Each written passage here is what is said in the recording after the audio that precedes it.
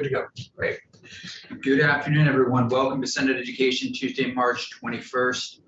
For those watching our work, you likely know that we have passed crossover, at least policy committees have. And so our work is now in various money committees, and hopefully will be on the floor later this week or early next week. And we'll continue to monitor that.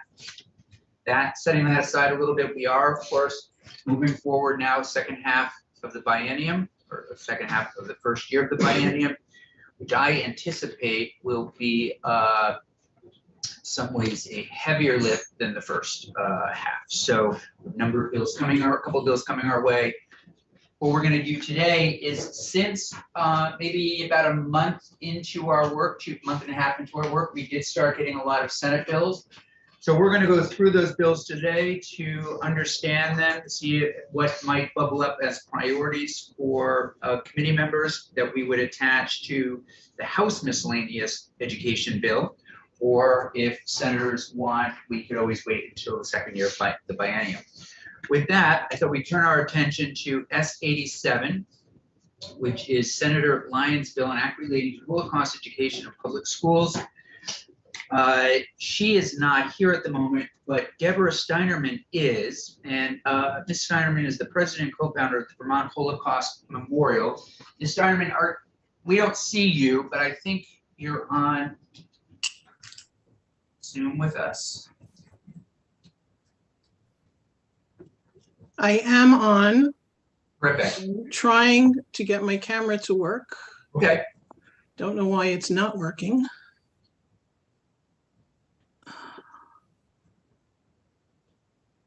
It worked 2 minutes ago. Unable to detect a camera. Make sure your camera is powered on and connected. It's part of the laptop. I don't know why this is not working. Well, the good news is we can hear you, and okay. That's most important. Senator Lyons is doing the same thing, what a lot of committees are doing today. They're spending time, committee members in money committees, as well as introducing new bills. So Senator Lyons is in finance talking about S56. So we thought we would start with you and get your thoughts on S87. I know this is a bill that's of interest to you. And so with that, we'll turn it over to you. Thank you. Thank you very much. My name, as you said, is Deborah Steinerman. I'm the president and a co-founder of the Vermont Holocaust Memorial, and I live in Jeffersonville, Vermont. Senator Campion and members of the Senate Education Committee, thank you for this opportunity to testify in support of S87. I'd like to share a 5-minute statement. I actually have Senator Lyons with us now. Okay. We're going to start with the sponsor of the bill so she can go back to her committee and Very good. Move to you. Very good. Senator Lyons, it's so nice to have you back at Senate Education. It's a pleasure to be here. And we are talking about your bill, S87, and we have Ms. Steinerman in the room virtually as well. So tell us a little bit about the bill and what you'd like us to do. All right, thank you. For the record, Senator Ginny Lyons, and thank you for your patience. I was testifying at another committee on another bill. And so a few minutes behind. You can read through the findings in the bill. And as you know, we did have a resolution that was passed earlier in the year, and in agreement with the Agency of Education to have a week dedicated to Holocaust education in Vermont schools.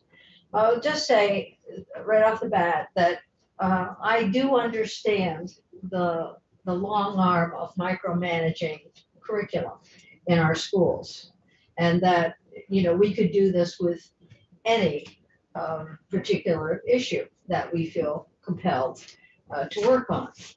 Having said that, you know, I was been thinking through this whole issue and thinking that there are some really critical times historically that define culture. The Holocaust is one. That's pretty significant. If you think about the role of the Holocaust, and you can go back to the whole, one of my pet areas, looking at the effect of eugenics in the history of science and eugenics in our social and cultural development. We understand that discrimination has been applied to those with disabilities, significantly those with disabilities, those with different, gender incongruence, those who are of a particular cultural, think about the Native Americans and the Native Canadians and the discrimination that they have had. The Holocaust, in many ways, discriminated against all those groups, but most specifically against the Jewish community. So,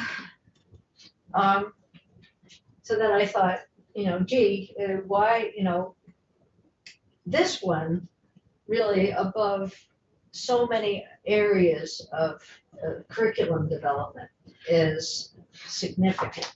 It's significant not just to local culture or culture in one country, but globally. And so that's why I introduced the bill.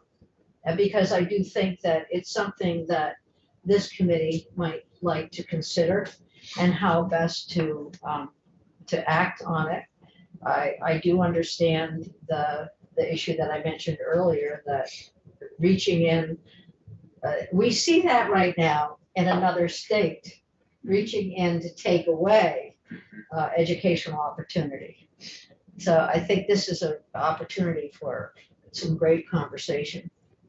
And I was thinking this morning about when I was growing up, it's a long time ago, and my great uncle was one of those who helped refugees resettle after the Second World War, and all the stories that he told about different groups and Roma in particular, and where he worked in Hungary and Romania.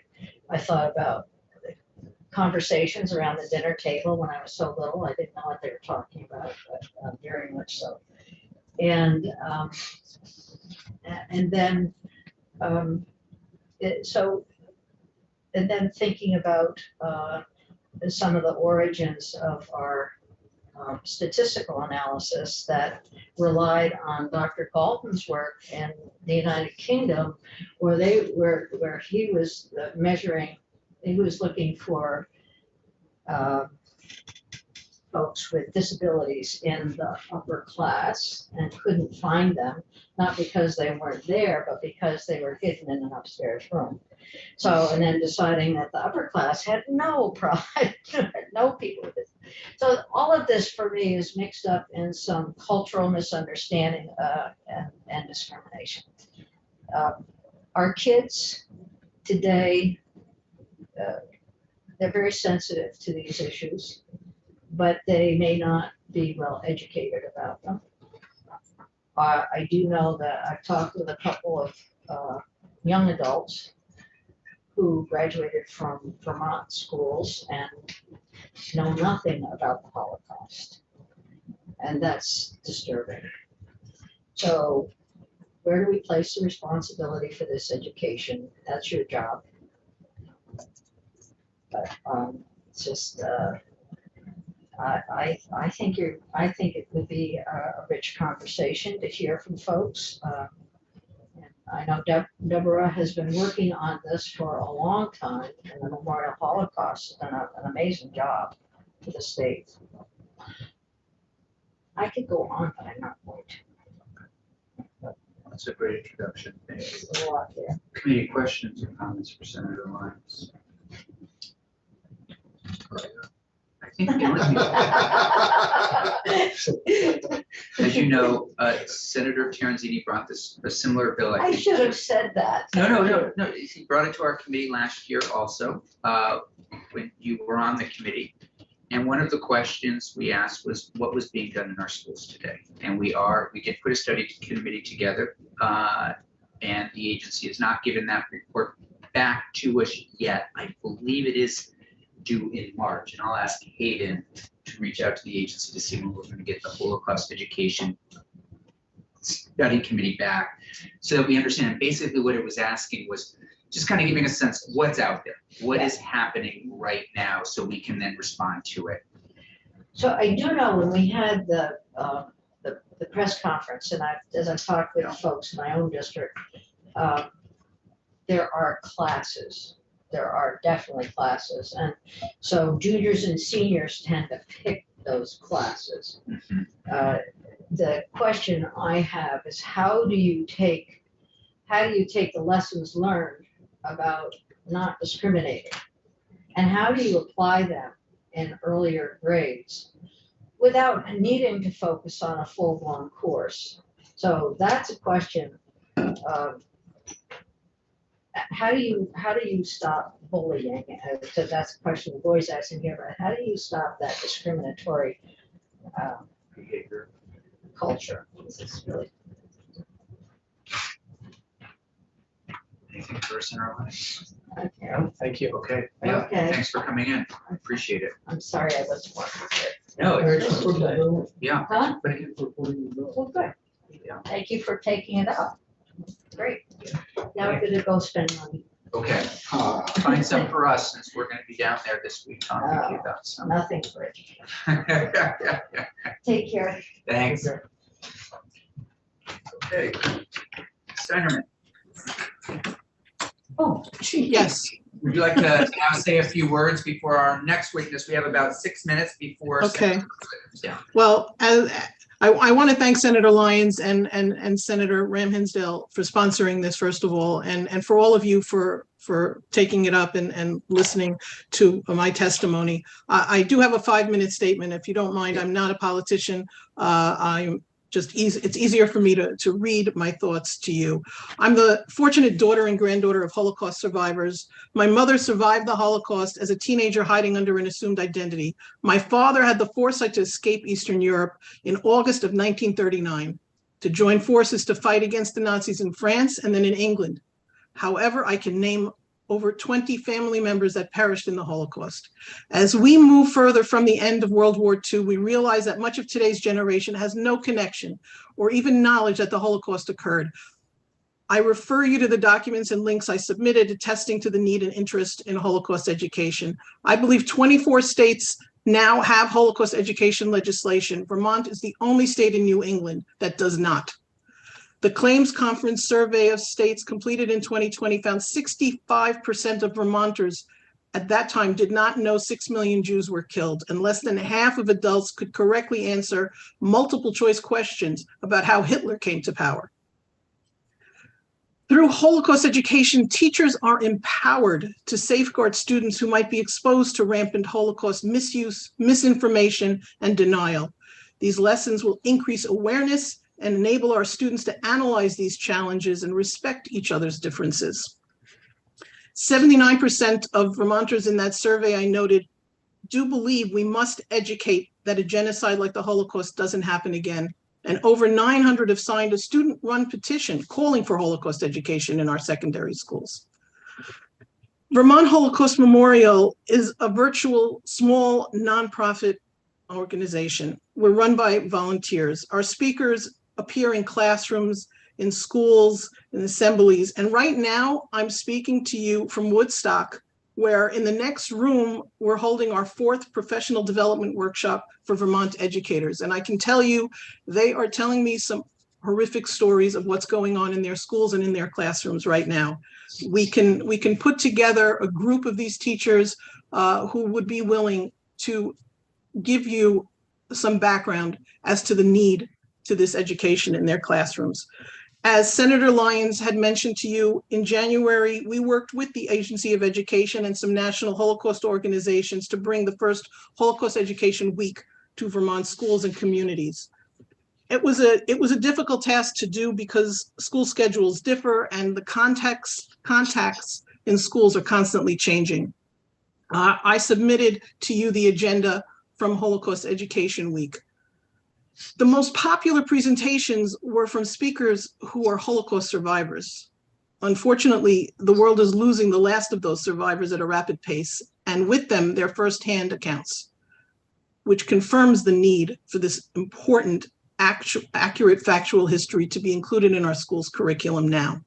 Lessons from the Holocaust can be incorporated within many subjects, social studies, English, humanities, of course, but as well as science, as Senator Lyons mentioned, foreign languages, drama, and even music and art. We know Vermont educators are dedicated and overworked. However, Vermont Holocaust Memorial is not an educational organization per se. We're aging children of survivors who supplement classroom lessons with our family stories of survival. From our experience, immediate attention to these lessons is required, and not just for the reasons already emphasized, but also because in many cases, we're invited due to misbehavior, bullying, and sharing of swastika and Nazi symbols by students in schools. As I'm sure you know, there has been an increase in expressions of anti-Semitism and white supremacy worldwide, nationally, and even locally in our schools. The Holocaust was a universal tragedy that didn't start with the gas chambers, it started with words of hate. State-adopted standards would ensure supervisory unions and teachers build these vital free resources into their curriculum.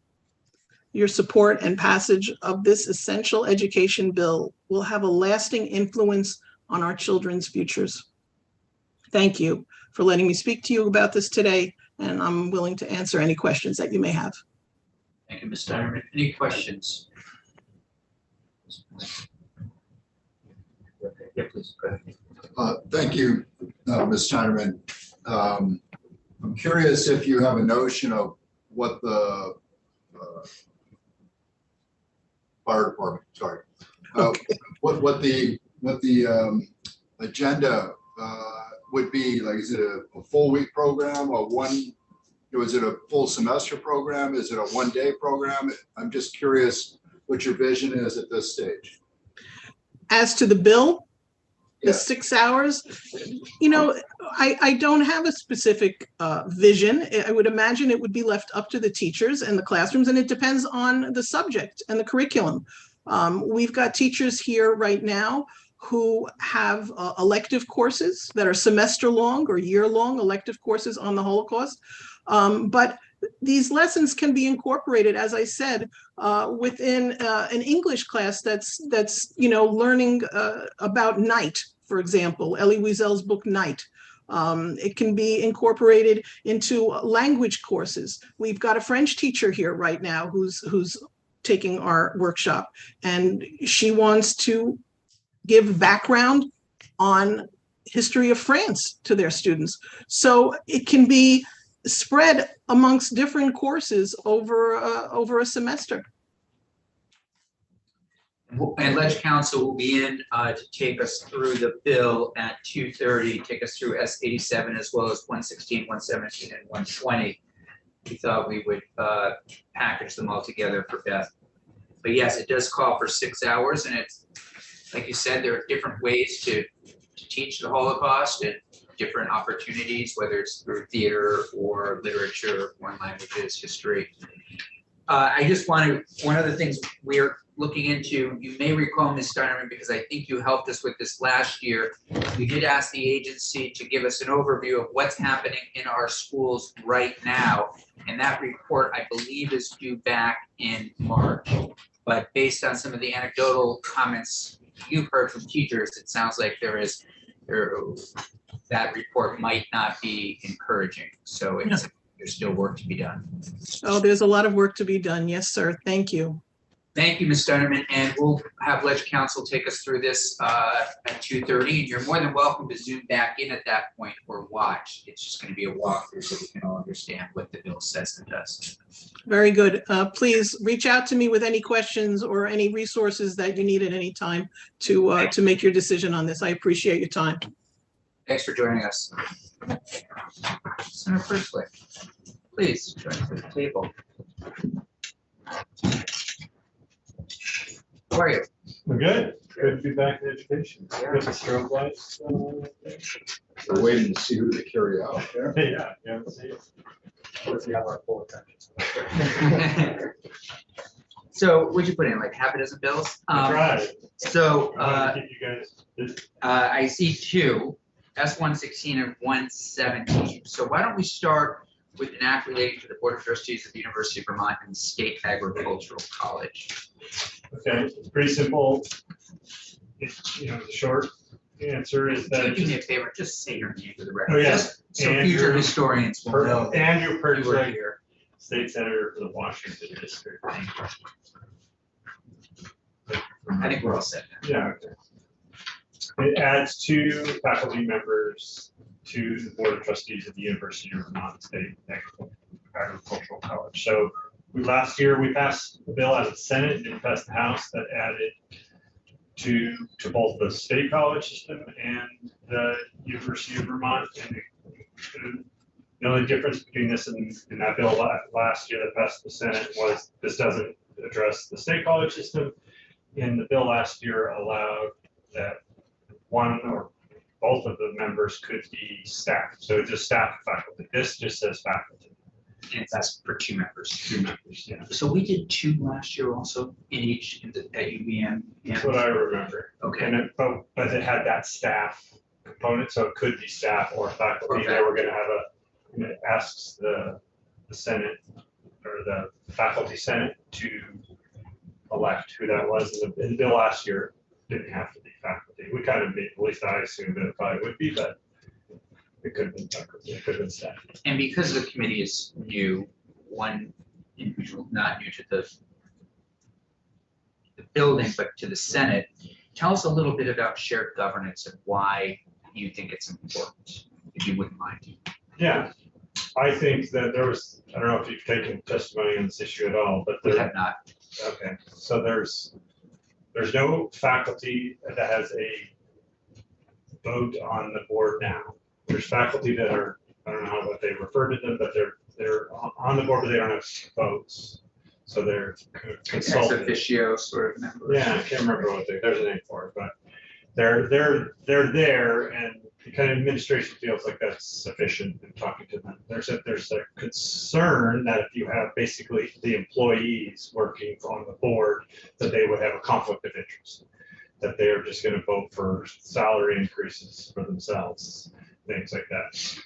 There are other, it's not common in other states that have state colleges to have faculty on there, but there are some. We heard last year from Cornell, which had but they had a crazy sized board. So I think they had 10 faculty, but they had a 30-member board or whatever it was. But Cornell we learned you have to have a descendant of the founding of the institution on the board for Cornell. So a member of the Cornell family has to be on the board. So basically, we felt that having the faculty, having a voting member gives them just a voice. I think the UVM board is, I think it's in year 20, I want to say, 27. So this is 2 out of 27. They're not going to have control over the board and ran through things that are inappropriate. And my view also was that faculty are very tied to the success of the institution. So they're not going to want to do something that's going to jeopardize the institution because it's their livelihoods. And as far as conflict of interest goes, there's ways to deal with conflict of interest, as we do in the legislature. They have members of the board that might be real estate developers that might have a conflict of well, how are we going to deal with student housing? Should it be owned by the college or developed by the private developers? And if a private developer's on the board, they would have a conflict. They can deal with that. That's a very easy thing to deal with. So I think everybody would know, where the faculty are coming from. But I think having them, if you don't have a vote, you really don't have a voice. So I think making sure that they have a vote is what we were looking to do here. And I think it's just important that they're such an important part of the institution that having that vote and making sure that they have a voice is important. And I and others think that it was critical for the success of the university. Ask why you didn't include the state colleges this time. I don't remember if it was your bill last year or not, but I think I was on it, but I think it was there was a bill, then we ended up doing it as a floor amendment. Yeah. I think in the year, but it basically because the state college faculty just said let's take a breather on it. they were like, there's a lot going on with state colleges. Yeah. They're like, it's not that they didn't want it, but they were like, we're not going to push it this year. Questions for Senator Perchlik on S-116, shared governance? Senator Weeks. I'm just curious,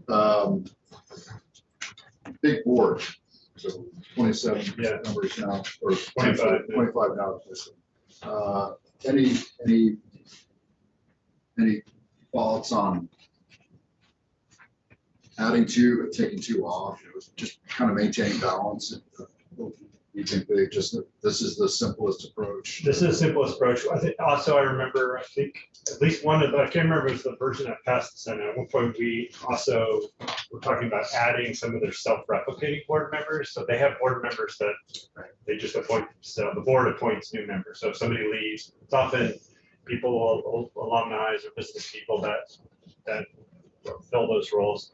And we thought they would like to have more self-replicating board members because they can do this. We added another one. So I think we even had, or got up to 28 members.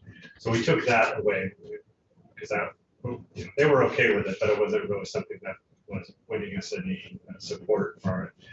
I'd be open to, but that would be a good question for current board members and UVM, how they feel about the size and the effectiveness of the size as it is. But yeah, boards I've been on, I felt were more effective than when they were smaller.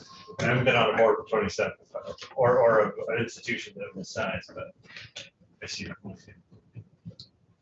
I'll just put out there, it was pretty controversial. Yeah. There were a minority of senators, myself included, that had concerns moving in this Yeah. direction. But I'd say, and we'll also hear from UVM that opposed it at least last year. And we'll hear from some of their board members who opposed it. They want those spots, if they're going to open spots, I think they largely, this wasn't just the record, they wanted people that could come in also and be philanthropically committed to the institution. And so there are all these kinds of things going on. And then it got into some of the conversation around even legislators on these boards. And I know that there are at least a couple of senators out there historically, Tim Ash, Dick Sears, others that have been wanting to get rid of the legislators on those boards for years. So it's a governance question. That's just a little bit of background. We'll absolutely take it up and give people an opportunity to jump into it and hear from the different sides and go from there. Yeah, to Senator Reed's point, but those, I haven't been active in it, but I would support removing the legislative members. You They would could or- be, they you could would be or on wouldn't? it. I would. You would. I mean, they could be on it, but they don't have to be half that. Member on it. And again, I think UVM would come in and say, it could be wrong, we would love to find. But I'm not sure what those are. Yeah, but you're going to hear people that really don't like this. I don't know if you know Jim Douglas. For the name. You might get a call. Yeah, you'll hear from a range of people. It's a lively conversation for sure. Okay. Great, thanks for that. Ledge Council will walk us through that this afternoon. Then Senator Perchlik, you have an act relating to teen parent education program funding, S-117. Yes. So I visited the Teen Pregnancy Center Teen Education Program, I'm sure what they call it, but in Barry at Capstone runs. And I was really impressed with the program. Luckily, we've been doing better with teenage pregnancies or high school students having pregnancies, but that's still an issue. Some of the students that were there that I met had gotten pregnant, dropped out of high school, and then were coming back at like age 19 but they wanted to be in an educational setting. I thought it was a great program. And one of the things that they mentioned to me was that they get the funding was like a student comes to them from another school, they don't get 100% of that student like we would with a sending town student where all the money would flow. That there's this provision and it wasn't in statute, and Councilor St. James can go over it. It's kind of complicated to me to find where this was because it's not in statute where they only have to send 82%. And so this would make it 80 to 100% of the average tuition, the money that they would normally send to as a sending down parent. These teen pregnancies schools have a higher cost, as you can imagine. The one in Barry also has a childcare facility there in the building, so they can have the child there. And it's a great program, but you could imagine that the cost per student is higher. So they thought they should be able to get that 100%. Also, the sending school can deduct time that the student might not have been in school for when they were away on maternity. So if you have a student that gets pregnant, doesn't want to, you can stay in your normal school if you're pregnant, but if the student feels more comfortable to go to the pregnancy education center, then they can do that. But if they're going to take off time to have the child, stay with the child for some weeks before they go back to school, the other school would deduct that from the amount of money that they would send to the teen pregnancy school and say like, well, you didn't have that student for those whatever weeks or months. So this would just be per student per year, regardless of Whether they're they're on out maternity leave. because they're still supporting That's the not student smart, yeah. and needing those funds. So We have a great program in Bennington, also Sunrise, terrific. I didn't realize that they didn't get 100%. yeah, and it kind of, and it's been a while since I had the bill drafted, so James can explain it to you, but it kind of depends on if the schools and the pupils, school residents, like if they live in the town that has that school, or if there's, because the school I visited had students from other towns that weren't in that school district. So I think that changes how much money gets sent with that student. So committee, just, we can hear from Beth St. James, but this might be something that, I don't know if there's a miscellaneous tax bill coming over from the House that we could ask.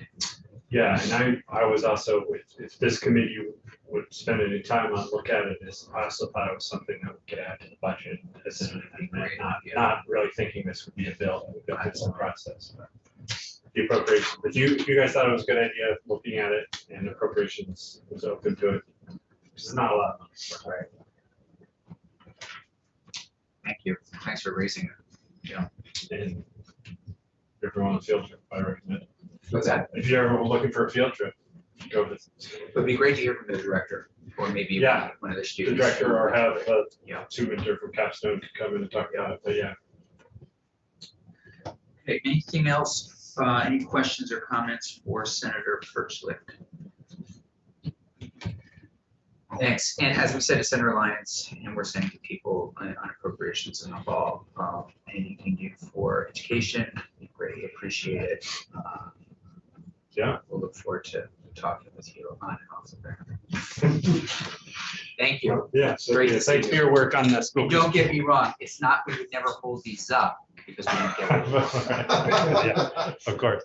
And You know how- we're working on the school construction bill. I think that was great. Thanks. If you want to say, there's a couple nods on the floor, you're welcome to do so. Senator Hashim. Yes. S-120, this is an acronym of post-secondary schools and sexual misconduct protections. And when the governor was in Washington on Monday, yesterday, somebody at this conference pulled me aside, Jessica Barfus, who's also coming in at 4:00 to say a few words about it. We just saw each other yesterday when I was in the potato chip line. Yes, good to see you. Yeah.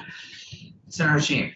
Yes, so S-120, I'll start with, full transparency. The origin of this happened with interaction with the Vermont network.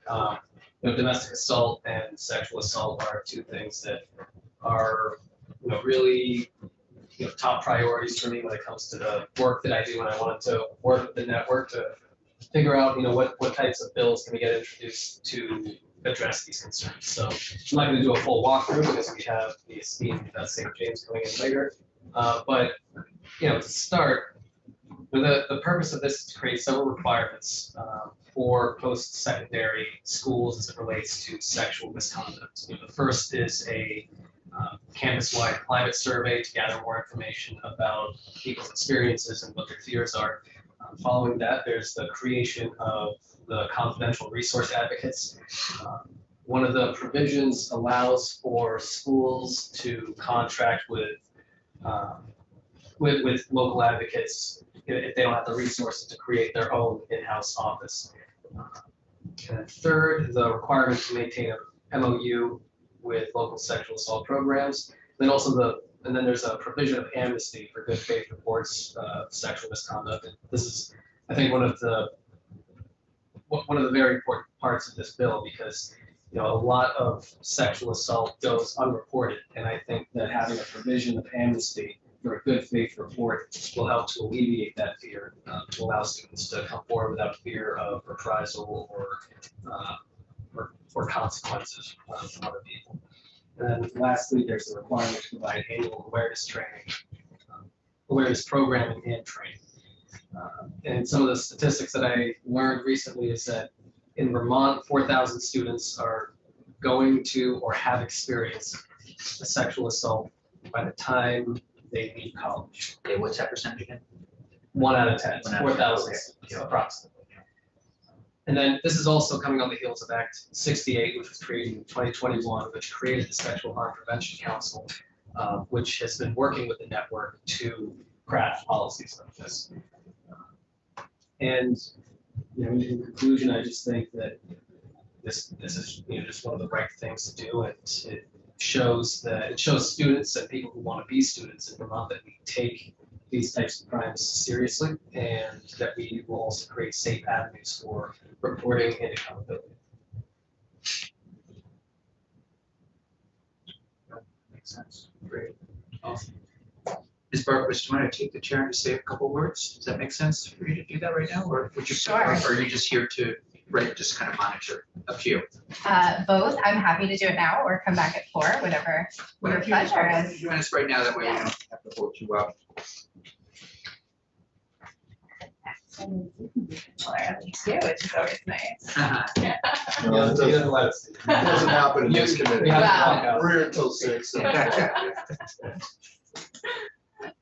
Jessica Barquist. I'm with the Vermont Network Against Domestic and Sexual Violence. And the Vermont Network, I believe this is our first time in the committee this year. So we are the federally recognized statewide coalition against sexual and domestic violence in the state. And so we represent the 15 member organizations across the state that serve every town in Vermont and work with survivors of domestic and sexual violence. And just to give you a little snapshot of that, in 2022, our member organizations answered over 19,000 hotline calls and supported over 8,000 survivors.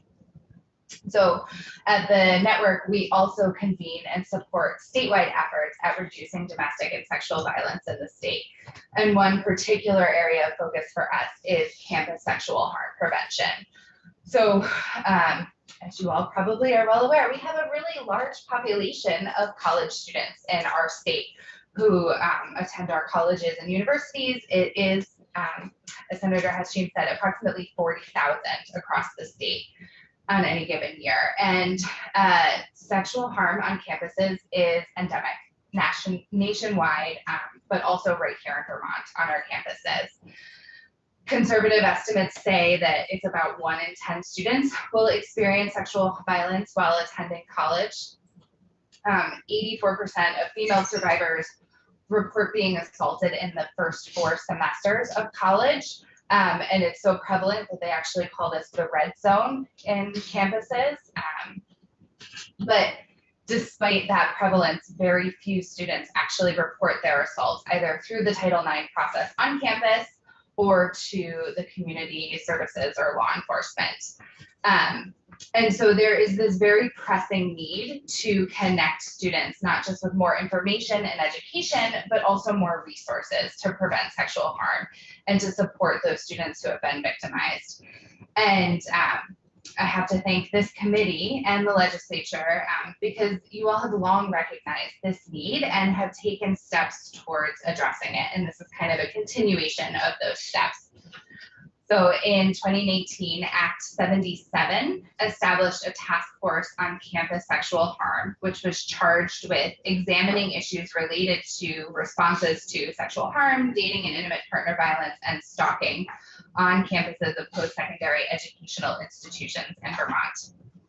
They finalized their work and submitted a report to the legislature in 2020, and I can submit that to you all so you have it on your committee record as well. And then in 2021, this committee, in collaboration with the House and Senate Judiciary Committees, continued that work, took some of those recommendations, one of which was to establish this Intercollegiate Sexual Harm Prevention Council, and that passed as Act 68.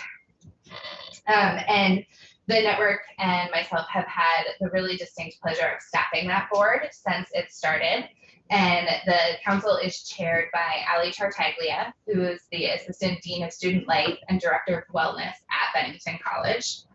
And it has a really diverse membership. So there are prevention educators, Title IX coordinators, other campus administrators, but there's also 2 Department of Public Safety employees, appointees, a forensic nurse, appointees from the Attorney General and Defender General's office, sexual violence advocates from our member programs, and we also have some student membership as well, which is really great. And so Act 68 charged this council with meeting quarterly and then kind of specifically directed it to make recommendations based on the task force's work, as well as a specific charge related to this amnesty policy. And so the council focused first on that amnesty policy and submitted unanimously approved language to the legislature in December of last year, 2022. And then since then, the committee has been working in subcommittees related to those other recommendations from 2020. And you see the focus of that work here in S120. And so the Vermont Network has committed to bringing forth these recommendations on both on behalf of the council and our work as well. And we've also aligned with a national student survivor-led organization called Every Voice Coalition, which has successfully gotten legislation passed in a number of other states that looks very similar to this. Right here in our little area, they've worked with Maine, New Hampshire, Massachusetts, and Connecticut. So this is really in line with what other states in the region are doing. Ms. Barkos, do you see any pushback from any groups on this when you think about opposition? Yeah, not really. Okay. You know, the Intercollegiate Council that we've been running it's a really diverse group, and those conversations have been so uniquely collaborative. There's definitely some discussion, particularly we'll get into this a little bit more as you guys dive into the bill, but around the campus data. That's what I wonder. Some Yeah. discussion on how to do it in the right way, and initially the conversation was around do we even want to do this? But the federal Title IX recommendations, that is not necessarily the question we need to ask anymore because we're going to have to do it. So the discussion is really around how we can do this in the best way possible. But so far, really collaborative, and I think the whole council is just really committed to seeing these recommendations operationalized. And the council is set to sunset. So in this bill, you'll find a repeal of that sunset. This council, we believe, is the body that needs to carry this really important work forward. And there's also an appropriation for those continued administration costs, including supporting the attendance of our student members in the bill. Of course, we'll have you back in as we jump into it, but I'm just wondering if anybody has any questions for Ms. Barkos at this point. I was just curious, the amnesty protection for reporting parties, can you just kind of thumbnail sketch what's the problem and what are you trying to Yeah. what's the solution? Yeah, so essentially, students may fear reporting the sexual assault if they were engaging in some conduct that might have been a violation on campus, so drinking or other things that might have been happening around them. So the idea is to give them some protection from minor conduct violations in the purpose of. It just seemed a little contradictory because they're the victim, but they're not getting amnesty. I understand. Yeah, and some colleges and universities already have some. The council has also recommended the similar language as an admin policy, so some have already implemented it. But we believe students, no matter where they go to college, should have the same protections. Any other questions or comments from Ms. Barkos at this point? Anything immediate from you that you think we should know before we have you back in as we jump into this? That was really all I had. I will definitely send the 2020 task force report as well as the council's last memo from December on the amnesty policy. And then I also brought with me a little handout that we created that kind of aligns the work that the task force did and their recommendations with what you find in the proposed legislation. So I have a few hard copies, but I can also have those for your committee website. Yeah. Really looking forward to working on this with you all. Yeah, Thank you. terrific. It's a lot to attach into a miscellaneous ed bill. I'll be honest, doesn't mean we can't figure something else out or do parts of it and then, but one thing I'd like just to keep in mind in Senator Hashim also, this is one of those things that come mid-May, you'd really like to see the governor signing it. But let us know ASAP if it can, some of it can carry over into the next year. That's the other important piece, just because of timing. Yeah, I think we recognize that this is a lot of good policy for you all to dig into, and so wanted to make sure that these conversations started Sure. really early in the Okay. biennium. The only piece that has a little bit of urgency is the appropriation, because Yeah. that funding ends in July. And I've already been in talks with Senator Hashim on how we could Great. maybe move that forward elsewhere, Great. so that you all could focus on the policy work. Yeah, we're keeping a running list of conversations we need to have with our friends down there. We can add that to that list. It's The only other 22,000. 20,000, yeah. And there's also something else with sunsetting that you mentioned. The council is set to sunset in 2025, so Oh, as long great. as we Yeah, pass okay. it this biennium, we should be all set. Okay. Senator Hashim, anything else? Should we move it on right now? Yeah, Sure. sure. Let's do it. No, it does sound really positive. Really, it does sound good. Yeah. Appreciate your work on it. Yeah. Thank you. Great, thank you. Hey, committee. Beth St. James is coming in about 7 minutes to take us through the ins and outs of S120, S117, 116, and S87. So why don't we just take 5 to 6 minute break and just spend 30 minutes